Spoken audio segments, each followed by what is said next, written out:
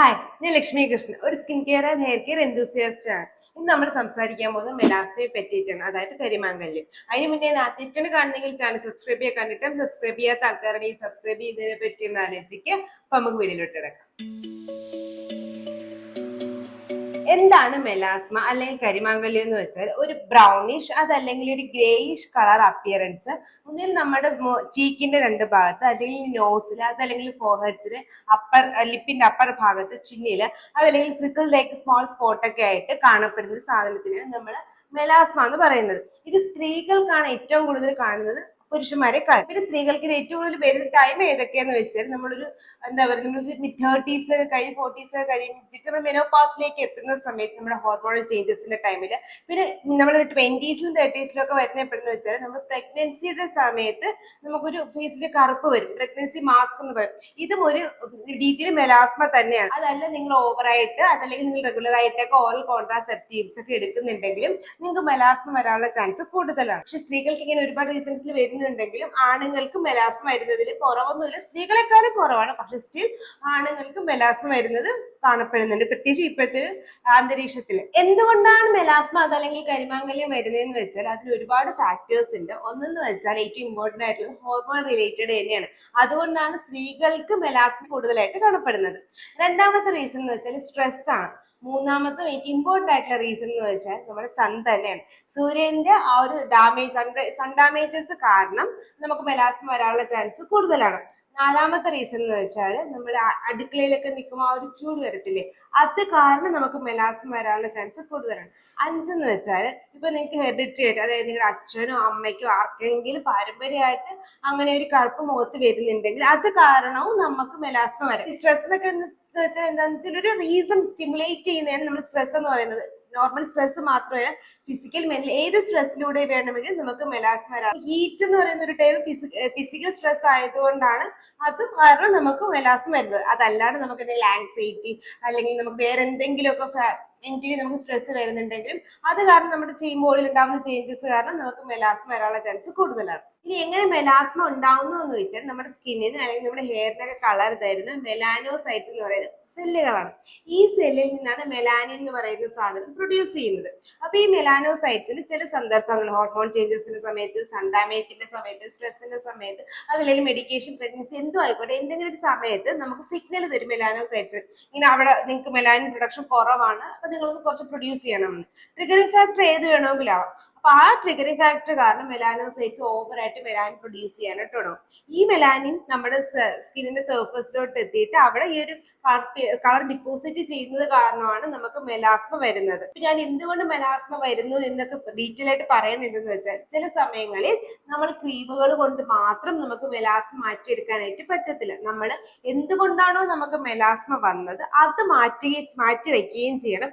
അതിന്റെ കൂടെ നമ്മൾ എക്സ്റ്റേണൽ ആയിട്ട് ട്രീറ്റ്മെന്റ് കൂടെ എടുത്തു കഴിഞ്ഞാൽ നമുക്ക് മെലാസ്മ മാറ്റിയെടുക്കാനായിട്ട് പറ്റത്തുള്ളൂ. ഇനി ഏതൊക്കെ സ്കിൻ കെയർ ഇൻഗ്രീഡിയൻസ് യൂസ് ചെയ്താൽ നമുക്ക് മെലാസ്മ മാറ്റിയെടുക്കാന്ന് വെച്ചാൽ അതിനകത്ത് ഏറ്റവും ടോപ്പിൽ നിൽക്കുന്ന ഒരു ഇൻഗ്രീഡിയന്റ് ആണ് ഹൈഡ്രോക്വിനോണിൻ. രണ്ടാമത്തതാണ് കോജിക് ആസിഡ്, അത് കഴിഞ്ഞിട്ട് alpha arbutin, azelaic acid, tranexamic acid, glycolic acid. ഇതെല്ലാം ടൈറോസിനേസ് ഇൻഹിബിറ്റേഴ്സ് എന്നാണ് പറയുന്നത്. എന്തെന്ന് വെച്ചാൽ ഞാൻ നേരത്തെ പറഞ്ഞില്ലേ, നമ്മുടെ മെലാനോസൈറ്റ്സിൽ നിന്നാണ് മെലാനിൻ പ്രൊഡ്യൂസ് ചെയ്യുന്നത്. ഈ മെലാനോസൈറ്റ്സിൽ നിന്ന് മെലാനിൻ പ്രൊഡ്യൂസ് ചെയ്യാനായിട്ട് നമുക്കൊരു സിഗ്നൽ വേണം. ഈ സിഗ്നൽ കൊടുക്കുന്ന, അതായത് സിഗ്നലായിട്ട് വരുന്നതിന് ആൾക്കാരാണ് നമ്മൾ ടൈറോസിനേസ് എന്ന് പറയുന്നത്. മെലാനോസൈറ്റ്സിലേക്ക് ടൈറോസിനേസ് എത്താതിരിക്കാനായിട്ട് ഹെൽപ്പ് ചെയ്യുന്ന ആൾക്കാരാണ് ടൈറോസിനേസ് ഇൻഹിബിറ്റേഴ്സ്. ഞാൻ ഈ നേരത്തെ പറഞ്ഞ ഇൻഗ്രീഡിയൻസ് എല്ലാം hydroquinone, കോജിക് acid, alpha arbutin, azelaic acid, tranexamic acid, glycolic acid, ഇവയെല്ലാം അങ്ങനെ തടയാനായിട്ട് ഹെൽപ്പ് ചെയ്യുന്ന ആൾക്കാരാണ്. അതുകൊണ്ട് തന്നെയാണ് നമ്മൾ മെലാനിൻ ട്രീറ്റ്മെന്റിന് ഏറ്റവും കൂടുതൽ ഈ പറയുന്ന 6 ഇൻഗ്രീഡിയൻസും യൂസ് ചെയ്യുന്നത്. പക്ഷെ ഇത് ഈ 6 യൂസ് ചെയ്യാനായിട്ട് നമ്മൾ കുറെ കാര്യങ്ങൾ ശ്രദ്ധിക്കണം. എന്തൊക്കെയാണ് നമ്മൾ ശ്രദ്ധിക്കേണ്ടത് ഇനി നോക്കാം.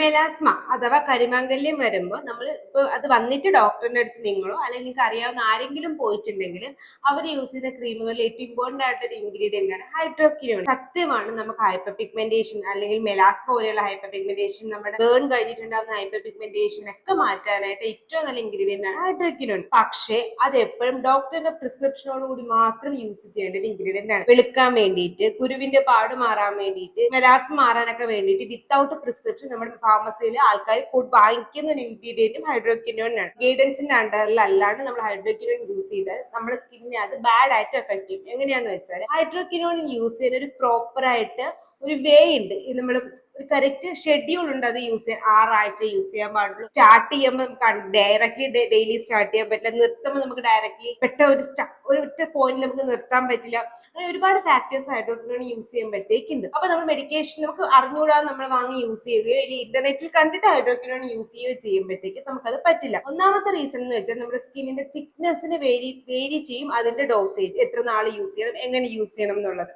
രണ്ടാമത്തെ, നിങ്ങൾ പ്രഗ്നന്റോ ലാക്ടേറ്റിങ്ങോ അതല്ല പ്രഗ്നൻസി നിങ്ങൾ എക്സ്പെക്ട് ചെയ്യുന്ന ട്രൈ ചെയ്തൊക്കെ ചെയ്തുകൊണ്ടിരിക്കുന്ന ആൾക്കാരാണെങ്കിൽ നിങ്ങൾക്ക് ഹൈഡ്രോക്വിനോൺ യൂസ് ചെയ്യാനായിട്ട് പാടില്ല. മൂന്നാമത്തത്, നിങ്ങൾക്ക് എന്തെങ്കിലും ഹോർമോൺ റിലേറ്റഡ് ഇഷ്യൂസ് ഉണ്ടെങ്കിൽ ചില സമയത്ത് നമുക്ക് അല്ലെങ്കിൽ നിങ്ങൾ എന്തെങ്കിലും മെഡിക്കേഷൻസ് ഒക്കെ എടുക്കുന്നുണ്ടെങ്കിലും നമുക്ക് ഹൈഡ്രോക്വിനോൺ യൂസ് ചെയ്യാൻ പറ്റത്തില്ല. അങ്ങനെ ഒരുപാട് ഫാക്ടേഴ്സിന് നമ്മൾ ഹൈഡ്രോക്വിനോൺ യൂസ് ചെയ്യുമ്പോൾ അപ്പം മെലാസ്മ മാറാൻ ഏറ്റവും നല്ല ഇൻഗ്രീഡിയന്റ് ഹൈഡ്രോക്വിനോൺ ആണെങ്കിൽ അത് എപ്പോഴും ഒരു ഡെർമറ്റോളജിസ്റ്റിന്റെ പ്രിസ്ക്രിപ്ഷനോടുകൂടി മാത്രമേ യൂസ് ചെയ്യാൻ പാടുള്ളൂ. രണ്ടാമത്തെ ഇൻഗ്രീഡിയന്റ് ആണ് കോജിക് ആസിഡ്. നല്ല രീതിയിൽ മെലാസ്മ ഉണ്ടെങ്കിൽ മാറ്റാനായിട്ട് ഏറ്റവും നല്ലത് കോജിക് ആസിഡ് ആണ്. പക്ഷേ കോജിക് ആസിഡ് യൂസ് ചെയ്യുമ്പോൾ ശ്രദ്ധിക്കേണ്ട കാര്യം എന്തെന്ന് വെച്ചാൽ അതിന്റെ പെർസെന്റേജ് ആണ്. ഇത്ര പെർസെന്റേജ്, അതായത് മാക്സിമം 3% വരെ മാത്രമേ നമുക്ക് വിത്തൗട്ട് പ്രിസ്ക്രിപ്ഷൻ യൂസ് ചെയ്യാൻ പാടുള്ളൂ. അതിന് മുകളിലോട്ടുള്ള പെർസെന്റേജ് കോജിക് ആസിഡ്സ് എപ്പോഴും ഡോക്ടറിന്റെ പ്രിസ്ക്രിപ്ഷനിൽ യൂസ് ചെയ്യാൻ പാടുള്ളൂ. അല്ലാന്നുണ്ടെങ്കിൽ നിങ്ങൾക്ക് സ്കിൻ ഇറിറ്റേഷൻസ് വരാനുള്ള ചാൻസ് വളരെ കൂടുതലാണ്. പിന്നെ അടുത്ത കോജിക് ആസിഡ് ബേസ് ചെയ്ത് വരുന്നൊരു ഡൗട്ട് ആണ്, ഇത് ഏതൊക്കെ ഇൻഗ്രീഡിയൻസ് വിറ്റാമിൻ സിയുടെ കൂടെ അല്ലെങ്കിൽ റെറ്റിനോളിന്റെ കൂടെ ഒക്കെ നമുക്ക് മിക്സ് ചെയ്ത് യൂസ് ചെയ്യാം, അതായത് ഒരുമിച്ച് യൂസ് ചെയ്യാൻ പറ്റുമോ എന്നുള്ളത്. ആക്ച്വലി ഏതൊരു ഇൻഗ്രീഡിയന്റിന്റെ കൂടി ആ റൊട്ടീനിൽ നമുക്ക് ആഡ് ചെയ്യാൻ പറ്റുന്ന ഒരു സാധനമാണ്. മോർണിംഗിലും നൈറ്റിലും ഒക്കെ യൂസ് ചെയ്യാം. പക്ഷെ അത് ഡിപ്പെൻഡ് ചെയ്യുന്നത്, മോർണിംഗിലും നൈറ്റിലും യൂസ് ചെയ്യുന്ന ഡിപ്പെൻഡ് ചെയ്യുന്നത് അത് ഫോർമുലേറ്റ് ചെയ്തിരിക്കുന്ന രീതി, അതിന്റെ കോൺസെൻട്രേഷൻ ഒക്കെ പോലെയാണ്. ചില കോജിക് ആസിഡ്, പ്രത്യേകിച്ച് 3%ലേക്കുള്ള കോജിക് ആസിഡ് നമ്മൾ ഡെയിലി 1 ടൈം മാത്രം ആണ് റെക്കമെൻഡ് ചെയ്യാറുള്ളത്, അത് നൈറ്റില്. നെക്സ്റ്റ് ഡേ നിങ്ങൾക്ക് സൺസ്ക്രീൻ ഒക്കെ മസ്റ്റ് ആയിട്ട് യൂസ് ചെയ്യണം എന്ന് പറയും. ലാസ്റ്റ് ഉണ്ടെങ്കിൽ ഡെഫിനറ്റ്ലി സൺസ്ക്രീൻ യൂസ് ചെയ്യണം, അതിനെപ്പറ്റി നമുക്ക് പിന്നെ പറയാം. അപ്പൊ നിങ്ങൾ കോജിക് ആസിഡ് 3% ഒക്കെ ആണെങ്കിൽ ഡെയിലി വൺസ് നൈറ്റിൽ യൂസ് ചെയ്യുന്നതാണ് നല്ലത്. 1%, 2% ഒക്കെയാണ് ഉള്ളതെങ്കിൽ നിങ്ങൾക്ക് മോർണിംഗും നൈറ്റും ഒക്കെ യൂസ് ചെയ്യാം. ഏതിന്റെ കൂടെ vitamin C, retinol, salicylic acid serum, lactic acid serum, glycolic acid serum തുടങ്ങി AHA, BHA എന്തിന്റെ കൂടെയും, ഹൈലൂറോണിക് ആസിഡ് എന്തിന്റെ കൂടെയും നിങ്ങൾക്ക് യൂസ് ചെയ്യാൻ പറ്റുന്ന ഒരു ഇൻഗ്രീഡിയന്റ് ആണ് കോജിക് ആസിഡ്. പക്ഷേ കോജിക് ആസിഡ് യൂസ് ചെയ്യുമ്പോൾ നമ്മൾ ശ്രദ്ധിക്കേണ്ട കാര്യം, പ്രഗ്നൻസിയുടെ സമയത്ത്, അതല്ല എന്നുണ്ടെങ്കിൽ ലാക്ടേഷന്റെ സമയത്ത്, അതല്ല നിങ്ങൾ പ്രഗ്നൻസി എക്സ്പെക്ട് ചെയ്യുന്നെങ്കിൽ കുഴപ്പമില്ല, അല്ലാതെ ഈ പ്രഗ്നന്റോ ലാക്ടേറ്റിങ്ങോ ഒക്കെ ആണെങ്കിൽ നിങ്ങൾ മാക്സിമം കോജിക് ആസിഡ് അവോയ്ഡ് ചെയ്യാനായിട്ട് ശ്രദ്ധിക്കാം. അടുത്ത കോജിക് ആസിഡ് യൂസ് ചെയ്യുമ്പോൾ ശ്രദ്ധിക്കേണ്ട കാര്യം എന്താണെന്ന് വെച്ചാൽ, എക്സാമ്പിൾ പറയുകയാണെങ്കിൽ നമ്മൾ വിറ്റാമിൻ സി അതൊക്കെ നമ്മൾ ഡെയിലി മന്ത്ലി നമ്മൾ ചില ലൈഫിലൊക്കെ നമുക്ക് യൂസ് ചെയ്യാൻ പറ്റുമെങ്കിലും നമ്മൾ കോജിക് ആസിഡ് യൂസ് ചെയ്യുമ്പോൾ പറയും നിങ്ങളൊരു 3 months കണ്ടിന്യൂസ് യൂസ് ചെയ്തിട്ട് ഒരു 2 months ബ്രേക്ക് എടുക്കാനായിട്ട് പറയും. കാരണം നമ്മുടെ സ്കിൻ ഒരിക്കലും അതുമായിട്ട് അഡാപ്റ്റ് മീൻസ് ഓവറായിട്ട് അഡിക്റ്റഡ് ആവാതിരിക്കാൻ വേണ്ടിയിട്ടാണ് നമ്മൾ അങ്ങനെ പറയുന്നത്. മാത്രമല്ല നമുക്ക് ലോങ് റണ്ണിൽ വേറെ പ്രശ്നങ്ങളൊന്നും ഉണ്ടാവാതിരിക്കാൻ ഒരു സേഫ് സോൺ ആയിട്ട്, അതായത് യൂസ് ചെയ്ത പ്രശ്നം വരും എന്നല്ല, പക്ഷെ സേഫ് സോൺ ആയിട്ട് നമ്മൾ എപ്പോഴും പറയും ഒരു 3 months എടുക്കായിട്ട് നിങ്ങൾ 2 months ഗ്യാപ്പ് എടുത്തിട്ട് വീണ്ടും കോജിക് ആസിഡ് സ്റ്റാർട്ട് ചെയ്യാനായിട്ട്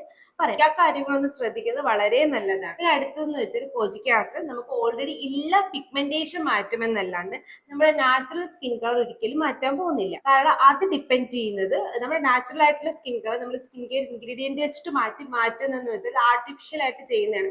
അത് നമ്മുടെ സ്കിന്നിനോ നമ്മുടെ മെലാനോസൈറ്റ്സിനോ ബോഡിക്കോ ഒന്നും നല്ലതല്ല. സോ അതുകൊണ്ട് നാച്ചുറൽ കളർ മാറ്റാതെ നമ്മുടെ സ്കിന്നിന് നാച്ചുറൽ, നിങ്ങൾക്ക് തോന്നും കോജിക് ആസിഡ് യൂസ് ചെയ്ത് നിങ്ങളൊന്ന് ബ്രൈറ്റ്നപ്പ് ആയിരുന്നു, അത് നിങ്ങളുടെ നാച്ചുറൽ കളറാണ്. ടാൻ റിമൂവ് ആവാതെ അല്ലെങ്കിൽ ഹൈപ്പർ പിഗ്മെന്റേഷൻ ഒക്കെ ഉണ്ടെങ്കിൽ അത് മാറാതിരിക്കുന്നത് കൊണ്ടാണ് നമുക്ക് ആ ഒരു ഡൾനെസ് ഫീൽ ചെയ്യുന്നത്. കോജിക് ആസിഡ് യൂസ് ചെയ്യുമ്പോൾ സത്യത്തിൽ നടക്കുന്നത് നിങ്ങളുടെ നാച്ചുറൽ സ്കിൻ കളർ തിരിച്ചു കിട്ടുകയാണ്. അതും കൂടെ കോജിക് ആസിഡ് യൂസ് ചെയ്യുമ്പോഴത്തേക്ക് ശ്രദ്ധിക്കാം. മെലാസ്മ മാറ്റാൻ മാത്രമല്ല നിങ്ങൾക്ക് മോക്കുരു എന്തെങ്കിലും അതിന്റെ കറുത്ത ഡോട്ട്സ് മാറ്റാനും, റിക്കിൾസ് കംപ്ലീറ്റ്ലി നമുക്ക് മാറ്റിയെടുക്കാൻ പറ്റില്ല, സ്ലൈഡ് ഇന്റൻസിറ്റി ഒന്ന് കുറയ്ക്കാനും നമുക്ക് കോജിക് ആസിഡ് യൂസ് ചെയ്താൽ പറ്റും. ഇനി ഞാൻ പറയാൻ പോകുന്നത് അസലിക് ആസിഡിനെ പറ്റിയിട്ടാണ്. നമ്മൾ നേരത്തെ പറഞ്ഞില്ലേ ഹൈഡ്രോക്വിനോൺ പ്രഗ്നൻസിയുടെ സമയത്ത് യൂസ് ചെയ്യാൻ പറ്റില്ല, പ്രിസ്ക്രിപ്ഷൻ വേണം. കോജിക് ആസിഡ് നമുക്ക് പ്രിസ്ക്രിപ്ഷൻ ഇല്ലാണ്ട് യൂസ് ചെയ്യാം, പക്ഷെ പ്രഗ്നൻസിയുടെ സമയത്തോ ലാക്ടേറ്റിന്റെ സമയത്ത് യൂസ് ചെയ്യാൻ പാടില്ല. പക്ഷേ വീഡിയോയുടെ തുടക്കത്തിൽ തന്നെ ഞാൻ പറഞ്ഞു പ്രഗ്നൻസിയുടെ സമയത്ത് മെലാസ്മ വരാനുള്ള ചാൻസ് കൂടുതലാണ്, പ്രത്യേകിച്ച് പ്രഗ്നൻസി മാസ്ക് എന്ന പേരിൽ. ആ പ്രഗ്നൻസിയുടെ സമയത്ത് വരുന്ന ഹൈപ്പർ പിഗ്മെന്റേഷൻ മാറ്റാനായിട്ട് നമ്മൾ എന്താണ് യൂസ് ചെയ്യുന്നത്?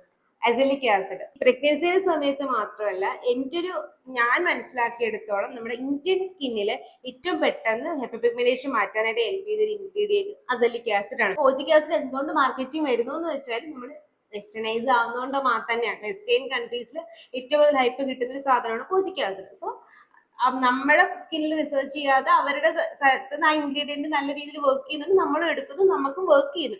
പക്ഷെ ഒരു സ്റ്റെപ്പ് കൂടുതലായിട്ട് നമുക്ക് വർക്ക് ചെയ്യുന്നത് അസലിക് ആസിഡ് ആണ്. കുറച്ച് റീസെന്റ് ഒരു 2 ഇയർ ബാക്കിലെ റിസർച്ചുകളിലൊക്കെ അങ്ങനെ പറയുന്നുണ്ട്. പക്ഷെ സ്റ്റിൽ നമുക്ക് ടൈം വേണം അത് മനസ്സിലാക്കാനായിട്ട്. എന്നാലും അസലിക് ആസിഡ് പ്രഗ്നൻസിയുടെ സമയത്ത് യൂസ് ചെയ്യാൻ പറ്റിയ ഏറ്റവും ബെസ്റ്റ് ഇൻഗ്രീഡിയന്റ് ആണ്. 3 റീസൺ ഉണ്ട്. എന്തൊക്കെയാന്ന് വെച്ചാൽ, ഒന്ന്, നമുക്ക് ആ ഒരു പ്രഗ്നൻസിയുടെ സമയത്ത് ഉണ്ടാകുന്ന മാസ്കിന്റെ ഒക്കെ അപ്പിയറൻസ് മാറ്റാനായിട്ട് ഹെൽപ്പ് ചെയ്യും. പിന്നെ പ്രഗ്നൻസിയുടെ സമയത്ത് വരുന്ന മാസ്ക് പ്രഗ്നൻസി കഴിയുമ്പോൾ ആ ഒരു ജേർണി കഴിയുമ്പോഴത്തേക്ക് പോവുകയും ചെയ്യും. കാരണം ഹോർമോൺ റിലേറ്റഡ് അല്ലേ, ഹോർമോണിന്റെ ആ ഒരു ചേഞ്ച് ഒക്കെ മാറുമ്പോഴത്തേക്ക് അത് മാറുന്നുണ്ട്. അത് എപ്പോഴും ശ്രദ്ധിക്കാം. രണ്ടാമത്തത്, ഈ പ്രഗ്നൻസിയുടെ സമയത്ത് നമുക്ക് മുഖക്കുരു വരാനുള്ള ചാൻസ് കൂടുതലാണ്. അസലിക് ആസിഡ് ഒരു ആന്റിബയോട്ടിക് ആയിട്ടുള്ള ഇൻഗ്രീഡിയന്റ് കൂടിയാണ്. സോ അതുകൊണ്ട് നമുക്ക് പ്രഗ്നൻസിയുടെ സമയത്ത് വരുന്ന മുഖക്കുരു മാറ്റാനും അസലിക് ആസിഡ് നല്ലൊരു ഇൻഗ്രീഡിയന്റ് ആണ്. മൂന്നാമത്തെ റീസൺ എന്തെന്ന് വെച്ചാൽ, മൂക്കുരുവിന് ശേഷം വരുന്ന പാട് മാറ്റാനും അസലിക് ആസിഡ് ഒരു നല്ല ഇൻഗ്രീഡിയന്റ് ആണ്. സോ പ്രഗ്നൻസിയുടെ സമയത്ത് പ്രഗ്നൻസി മാസ്ക് മാറ്റാൻ, മൂക്കുരു മാറ്റാൻ, മൂക്കുരുവിന്റെ പാട് മാറ്റാൻ ഏറ്റവും നല്ല ഇൻഗ്രീഡിയന്റ് അതാണ് ഞാൻ പറഞ്ഞത് അസലിക് ആസിഡ്. 3 പേര് നമുക്ക് പ്രഗ്നൻസിയുടെ സമയത്ത് യൂസ് ചെയ്യണം. അസലിക് ആസിഡ് യൂസ് ചെയ്യുമ്പോൾ നമ്മൾ ശ്രദ്ധിക്കേണ്ട ഒരു കാര്യം ഞാൻ പറയാം. നമ്മളിപ്പോൾ അസലിക് ആസിഡ് നമ്മൾ കോജിക് ആസിഡ് പോലെ 1% 2% വരെ നമ്മൾ ഡയറക്റ്റ്ലി ചിലപ്പോൾ 10% ഒക്കെ ആയിരിക്കും യൂസ് ചെയ്യുന്നത്. അതുകൊണ്ട് തന്നെ നമ്മൾ ഫസ്റ്റ് തന്നെ മോർണിംഗും നൈറ്റും അങ്ങനെ യൂസ് ചെയ്യാനായിട്ട് നിൽക്കരുത്. ഫസ്റ്റ് അസലിക് ആസിഡ് എപ്പോഴും നൈറ്റിൽ ഓൾട്ടർനേറ്റ് ഡേയ്സിൽ യൂസ് ചെയ്തിട്ട് ഗ്രാജുവലി ഇൻക്രീസ് ചെയ്യുന്നതാണ് നല്ലത്. കാരണം ചില ആൾക്കാർക്ക് പെട്ടെന്ന് ഡെയിലി യൂസ് ചെയ്യുമ്പോഴത്തേക്കും ഇറിറ്റേഷൻ കാണിക്കുന്നുണ്ട്. അതുകൊണ്ടാണ് മോസ്റ്റ് ഓഫ് ദി ആൾക്കാർക്ക് ഉണ്ടാവാറില്ല. ചില ആൾക്കാർക്ക്, പ്രത്യേകിച്ചും ടീനേജേഴ്സിന്റെ ടൈമിലൊക്കെ അത് ഉണ്ടാവാറുണ്ട്. അപ്പൊ പ്രഗ്നൻസിയുടെ സമയത്ത് നമ്മുടെ ഹോർമോൺ കാരണം നമ്മുടെ സ്കിൻ എങ്ങനെ റിയാക്ട് ചെയ്യുമെന്ന് പറയാൻ പറ്റില്ല. സോ അതുകൊണ്ടാണ് ഞാൻ പറയുന്നത് ആൾട്ടർനേറ്റ് ഡേയ്സിൽ നൈറ്റിൽ സ്റ്റാർട്ട് ചെയ്യുന്നതാണ് എപ്പോഴും ബെസ്റ്റ്. അത് നേരത്തെ പറഞ്ഞ പോലെ കോജിക് ആസിഡ് പറഞ്ഞ പോലെ അസലിക് ആസിഡ് നമുക്ക് എന്തിന്റെ കൂടെയും യൂസ് ചെയ്യാൻ പറ്റുന്നതാണ്. പക്ഷെ പ്രഗ്നൻസിയുടെ സമയത്താണെങ്കിൽ നിങ്ങൾ റെറ്റിനോൾ കംപ്ലീറ്റ്ലി അവോയ്ഡ് ചെയ്യാനും ശ്രദ്ധിക്കും. പ്രഗ്നൻസിയുടെ സമയത്ത് മാക്സിമം ബെൻസോൾ പെറോക്സൈഡ് പോലെയുള്ള ഇൻഗ്രീഡിയൻസ് അവോയ്ഡ് ചെയ്യുക. സാലിസിലിക് ആസിഡ് സെറം അല്ല ഫേസ് വാഷിന്റെ ഫോമിൽ യൂസ് ചെയ്യുന്ന കാര്യം എപ്പോഴും ശ്രദ്ധിക്കും. ബോണസ് പോയിന്റ് ആയിട്ട് പറഞ്ഞതേ പ്രഗ്നൻസിയുടെ സമയത്താണെങ്കിൽ എപ്പോഴും നമ്മൾ പ്രഗ്നൻസി മാസ്ക് വരികയാണെങ്കിൽ പോലും ഒരു ഫിസിക്കൽ സൺസ്ക്രീൻ യൂസ് ചെയ്യാനായിട്ട് ശ്രദ്ധിക്കുക. 2 കെമിക്കൽ സൺസ്ക്രീൻ ആയാലും ഫിസിക്കൽ സൺസ്ക്രീൻ ആയാലും നമ്മുടെ ബ്ലഡ് സ്ട്രീമിലോട്ട് പോകും. പക്ഷേ ഫിസിക്കൽ സൺസ്ക്രീൻ ആകുമ്പോൾ കുറച്ച് അബ്സോർപ്ഷൻ ഉണ്ടാവുള്ളൂ. ഫിസിക്കൽ ഫിൽറ്റേഴ്സ് ആണ് പ്രഗ്നൻസിയുടെ സമയത്ത് ഒന്നും കൂടെ സേഫ്. അതുകൊണ്ട് മാത്രമാണ് ഫിസിക്കൽ സൺസ്ക്രീൻ യൂസ് ചെയ്യാനായിട്ട് പറയുന്നത്. അല്ലാണ്ട് ഇത് രണ്ടും തമ്മിൽ വലിയ വ്യത്യാസമൊന്നുമില്ല. കെമിക്കൽ സൺസ്ക്രീൻ ക്യാൻസർ ഉണ്ടാക്കത്തില്ല. കെമിക്കൽ സൺസ്ക്രീനിൽ യൂസ് ചെയ്യുന്ന ചില ഇൻഗ്രീഡിയന്റ് കാർസിനോജനിക് ആണെന്ന് പറയുന്നുണ്ട്. ആണ്, പക്ഷെ അത്രയും ക്വാണ്ടിറ്റി നമ്മൾ ഇൻടേക്ക് ചെയ്യും. ഇതുകൊണ്ട് ഞാൻ ജസ്റ്റ് ബോണസ് ആയിട്ട് പറയുന്നു എന്നുള്ളത്. സൺസ്ക്രീൻ്റെ കാര്യത്തിൽ വരുമ്പോഴത്തേക്ക് നമുക്ക് അതിനെപ്പറ്റി ഡീറ്റെയിൽ ആയിട്ട് സംസാരിക്കാം. അടുത്ത് ഞാൻ പറയാൻ പോകുന്ന 2 ഇൻഗ്രീഡിയന്റ് ആണ് ട്രാനെക്സാമിക് ആസിഡും ആൽഫ ആർബിറ്റിനും. ട്രാനെക്സാമിക് ആസിഡും ആൽഫ ആർബിറ്റിനും നമുക്ക് യൂസ് ചെയ്യാൻ പറ്റുന്നത് അത്ര സിവിയർ അല്ല. നമുക്ക് സ്റ്റാർട്ടിങ്ങിൽ തന്നെ നമ്മുടെ മുഖത്ത് നമ്മൾ ആ ഒരു പാട് മനസ്സിലാക്കുന്നു എന്നുണ്ടെങ്കിൽ ആ ടൈമിൽ യൂസ് ചെയ്യാൻ പറ്റുന്ന ഏറ്റവും നല്ല ഇൻഗ്രീഡിയന്റ് ആണ് ട്രാനെക്സാമിക് ആസിഡും അതുപോലെ തന്നെ ആൽഫ ആർബിറ്റിനും. പിന്നെ നിങ്ങൾക്ക് ടാനിങ് ഉണ്ടെങ്കിൽ അത് മാറ്റാനും ഏറ്റവും നല്ലത് ആൽഫ ആർബിറ്റിനാണ്. ഞാൻ പറയാം കോജിക് ആസിഡ് നമുക്ക് കണ്ടിന്യൂസ് 2 months 3 months യൂസ് ചെയ്യാൻ പറ്റില്ല എന്നുണ്ടെങ്കിൽ ആൽഫ ആർബിറ്റിൻ നമുക്ക് അങ്ങനെ യൂസ് ചെയ്യാൻ പറ്റുന്ന ഇൻഗ്രീഡിയന്റ് ആണ്. നമുക്ക് 2% വരെ പ്രിസ്ക്രിപ്ഷൻ ഇല്ലാണ്ട് തന്നെ കിട്ടും. അതിനപ്പുറത്തോട്ട് നമ്മൾ സ്കിൻ കെയർ ആഡ് ചെയ്യാറുമില്ല. സോ അതുകൊണ്ട് തന്നെ വിത്തൗട്ട് ഡോക്ടർ പ്രിസ്ക്രിപ്ഷനിൽ നമുക്ക് ടാൻ മാറ്റാനായിട്ട് യൂസ് ചെയ്യാൻ പറ്റുന്ന ഇൻഗ്രീഡിയന്റ് ആണ് ആൽഫ ആർബിറ്റിൻ. അതുപോലെ തന്നെ നമുക്ക് ട്രാനെക്സാമിക് ആസിഡും 10% വരെ യൂസ് ചെയ്യാം. പ്രഗ്നൻസി സേഫ് ഒക്കെ തന്നെയാണ്. ബട്ട് സ്റ്റിൽ നമുക്ക് അസലിക് ആസിഡ് സ്റ്റിക്ക് ചെയ്യാം പ്രഗ്നൻസിയുടെ സമയത്ത്. ആൽഫ ആർബിറ്റിനെ പറ്റി ട്രാനെക്സാമിക് ആസിഡിനെ പറ്റി നമ്മൾ അധികം പറയുന്നില്ല. കാരണം ഇതെല്ലാം ടൈറോസിനേസ് ഇൻഹിബിറ്റേഴ്സ് ആണ്. ഇത് വലിയ പ്രശ്നങ്ങളൊന്നും ഉണ്ടാക്കാറില്ല. നോർമലി നമുക്ക് മൈൽഡ് രീതിയിൽ മെലാസ്മ മാറ്റാനായിട്ട് പറ്റിയ ഏറ്റവും നല്ല ഇൻഗ്രീഡിയൻസും ആൽഫ ആർബിറ്റിനും ട്രാനെക്സാമിക് ആസിഡും ആണ്. അടുത്ത് ഞാൻ പറയാൻ പോകുന്നത് എന്റെ ഫേവറേറ്റ് ഇൻഗ്രീഡിയന്റ് ആണ് ഗ്ലൈക്കോളിക് ആസിഡ്. എന്തുകൊണ്ട് എന്റെ ഫേവറേറ്റ് എന്ന് വെച്ചാൽ എല്ലാ സ്കിൻ ടൈപ്പുകാർ, അതായത് ഡ്രൈ, ഓയിലി, നോർമൽ പോലെയുള്ള കോമ്പിനേഷൻ, ആക്നെ പ്രോൺ ഒക്കെ സ്കിൻകാർക്ക് നമുക്ക് യൂസ് ചെയ്യാൻ പറ്റുന്ന, സെൻസിറ്റീവ് സ്കിൻ ഒഴിച്ച് പ്രഗ്നൻസി സ്കിൻ ഒഴിച്ച് നമുക്ക് ബാക്കി എല്ലാ ടൈമിലും യൂസ് ചെയ്യാൻ പറ്റുന്ന ഒരു എക്സ്ഫോളിയേറ്റിംഗ് ഹൈപ്പർ പിഗ്മെന്റേഷൻ മാറ്റാനായിട്ട് ഹെൽപ്പ് ചെയ്യുന്ന ഒരു എക്സ്ഫോളിയേറ്റിംഗ് ആസിഡ് ആണ് ഗ്ലൈക്കോളിക് ആസിഡ്. സാലിസിലിക് ആസിഡ് നമ്മൾ ഓയിൽ പ്രൊഡക്ഷൻ കൺട്രോൾ ചെയ്യും. അത് ഗ്ലൈക്കോളിക് ആസിഡ് നമ്മുടെ ഹൈപ്പർ പിഗ്മെന്റേഷൻ മാറ്റുകയും സ്കിന്നിലെ ടാനിങ് മാറ്റാനായിട്ട് ഹെൽപ്പ് ചെയ്യും. മാത്രമല്ല ഇത് ടൈറോസിനേസ് ഇൻഹിബിറ്റർ ആയിട്ട് തന്നെ ഇത് കുറച്ചുകൂടെ ഡീപ്പ് ലെയറിലോട്ട് ഇറങ്ങി ചെന്നിട്ട് മെലാനോസൈറ്റിൽ നിന്ന് മെലാനിൻ പ്രൊഡ്യൂസ് ചെയ്യുന്നതും തടയാനായിട്ട് ഹെൽപ്പ് ചെയ്യും. സോ മെലാസ്മ ഉള്ള ആൾക്കാർ ഡെയിലി ഒരു glycolic acid face wash use ചെയ്യുന്നത് നല്ലതാണ്. ഒന്നുകിൽ നൈറ്റ് അല്ലെങ്കിൽ മോർണിംഗ് 2 നേരം യൂസ് ചെയ്താലും കുഴപ്പമില്ല. അതുകൂടാതെ weekly 1 or 2 glycolic acid serums 6% അതല്ലെങ്കിൽ ഗ്ലൈക്കോളിക് ആസിഡ് 6 or 7% ടോണേഴ്സ് ഫേസിൽ യൂസ് ചെയ്യുന്നത് എക്സ്ഫോളിയേഷന് വേണ്ടിയിട്ട്, അതായത് നമ്മുടെ പുറത്തുള്ള ഹൈപ്പർ പിഗ്മെന്റേഷൻ മാറ്റാനായിട്ട് ഒരു പരിധിവരെ ഉള്ളിലോട്ട് ചെന്ന് അതിന് തടയാനായിട്ട് ഹെൽപ്പ് ചെയ്യുന്നുണ്ട്. ഗ്ലൈക്കോളിക് ആസിഡ് എപ്പോഴും മെലാസ്മയുടെ ടൈമിൽ എന്റെ ഫേവറേറ്റ് ഇൻഗ്രീഡിയന്റ് ആണ്. പിന്നെ ഇത് പ്രഗ്നൻസി സേഫ് അല്ല. നിങ്ങൾ പ്രഗ്നന്റ് ആണെങ്കിൽ നിങ്ങൾക്ക് അതിന് വേണ്ടി ലാക്ടിക് ആസിഡ് ഒന്ന് ട്രൈ ചെയ്ത് നോക്കുന്നതായിരിക്കും നല്ലത്. കാരണം സെൻസിറ്റീവ് സ്കിന്നിന് നല്ലതും പ്രഗ്നൻസി സേഫ് ആയിട്ടുള്ള ഒരു ഇൻഗ്രീഡിയന്റ് ആണ് ലാക്ടിക് ആസിഡ്. ഗ്ലൈക്കോളിക് ആസിഡിന്റെ അത്രയും അത് ഹൈപ്പർ പിഗ്മെന്റേഷൻ മാറ്റാൻ ഹെൽപ്പ് ചെയ്തില്ലെങ്കിൽ ഒരു പരിധി വരെ നമുക്ക് എക്സ്ഫോളിയേഷൻ നടത്തും. ഹൈപ്പർ പിഗ്മെന്റേഷൻ നമുക്ക് എക്സ്ഫോളിയേഷൻ വഴി ഒരു പരിധി വരെ കുറച്ചെടുക്കാനായിട്ട് പറ്റും. അതുകൊണ്ടാണ്. ഇനി ഏറ്റവും ഇമ്പോർട്ടന്റ് ആയിട്ടുള്ള സാധനം സൺസ്ക്രീൻ. നിങ്ങൾക്ക് മെലാസ്മ ഉണ്ടെങ്കിൽ ഞാൻ ഈ പറഞ്ഞ ഒരു ഇൻഗ്രീഡിയന്റ് നിങ്ങൾ യൂസ് ചെയ്തില്ലെങ്കിലും ഒരിക്കലും സൺസ്ക്രീൻ സ്കിപ്പ് ചെയ്യാൻ പാടില്ല. എന്തുകൊണ്ടെന്നാൽ നിങ്ങൾക്ക് എന്നറിയാം, സൺ നമ്മുടെ ഫേസിലോട്ട് ഒരുപാട് നേരം അടിച്ചു കഴിഞ്ഞാൽ നമുക്ക് ടാനിങ് വരും. അപ്പോൾ ഓൾറെഡി ഹൈപ്പർ പിഗ്മെന്റഡ് ആയിട്ടിരിക്കുന്ന സ്കിന്നിൽ അല്ലെങ്കിൽ ഇറിറ്റേറ്റഡ് ആയിരിക്കുന്ന സ്കിന്നിൽ വീണ്ടും ടാൻ വന്നാൽ എന്ത് ചെയ്യും? ഹൈപ്പർ പിഗ്മെന്റേഷന്റെ ഇന്റൻസിറ്റി കൂടും. സോ അതുകൊണ്ട് സൺസ്ക്രീൻ മസ്റ്റ് ആയിട്ട് യൂസ് ചെയ്യാം. എങ്ങനത്തെ സൺസ്ക്രീൻ യൂസ് ചെയ്യണമെന്ന് വെച്ചാൽ നിങ്ങളുടെ സ്കിൻ ടൈപ്പിനനുസരിച്ച് നിങ്ങളുടെ ബോഡി കണ്ടീഷൻ അനുസരിച്ചിട്ടുള്ള സൺസ്ക്രീൻ സെലക്ട് ചെയ്യുന്നതാണ് നല്ലത്. ഇനി നിങ്ങൾക്ക് അത് അറിഞ്ഞൂടാന്നുണ്ടെങ്കിൽ ഞാനൊരു പ്ലേലിസ്റ്റ് തന്നെ കൊടുക്കാം സൺസ്ക്രീനെ പറ്റിയിട്ട്, അതൊന്ന് കണ്ടുനോക്കുക. എന്നിട്ടും ഡൗട്ട് ഉണ്ടെങ്കിൽ കമന്റ് ബോക്സിൽ പറഞ്ഞു കഴിഞ്ഞാൽ നമുക്ക് അതിനെപ്പറ്റി വേറെ വീഡിയോസിൽ സംസാരിക്കാവുന്നതാണ്. അപ്പോൾ ഇന്നത്തെ വീഡിയോയിൽ നമ്മൾ സംസാരിച്ചത് മെലാസ്മ അഥവാ കരിമാങ്കല്യത്തെ പറ്റിയിട്ടാണ്. അപ്പൊ എനിക്ക് തോന്നുന്നു അത്യാവശ്യം നമ്മൾ മെലാസ്മയെ പറ്റി, എന്താണ് മെലാസ്മ, എങ്ങനെ മാറ്റാം, ആർക്കൊക്കെ വരും എന്നുള്ളതിനെ പറ്റി പറഞ്ഞിട്ടുണ്ട്. ഇനി മെലാസ്മയെ പറ്റി എന്തെങ്കിലും ഡൗട്ടോ അല്ലെങ്കിൽ മെലാസ്മ സ്കിൻ കെയർ റുട്ടീനോ വേണമെങ്കിൽ കമന്റ് ബോക്സിൽ പറഞ്ഞാൽ നമുക്ക് ഫ്യൂച്ചറിൽ അതിനെപ്പറ്റി ചെയ്യാവുന്നതാണ്. അപ്പൊ ഈ വീഡിയോ നിങ്ങൾക്ക് ഇഷ്ടപ്പെട്ടാൽ ലൈക്ക് ചെയ്യുക, പിന്നെ ആവശ്യമുള്ള ആൾക്കാർക്ക് ഷെയർ ചെയ്യുക, സബ്സ്ക്രൈബ് ചെയ്യുക ചാനല്. പിന്നെ ഇതുപോലത്തെ skin care and hair care video ആയിട്ട് ട്യൂസ്ഡേയും തേഴ്സ്ഡേയും സൺഡേസിലും വരുന്നവരെ ഇറ്റ്സ് ലക്ഷ്മി സൈനിങ്.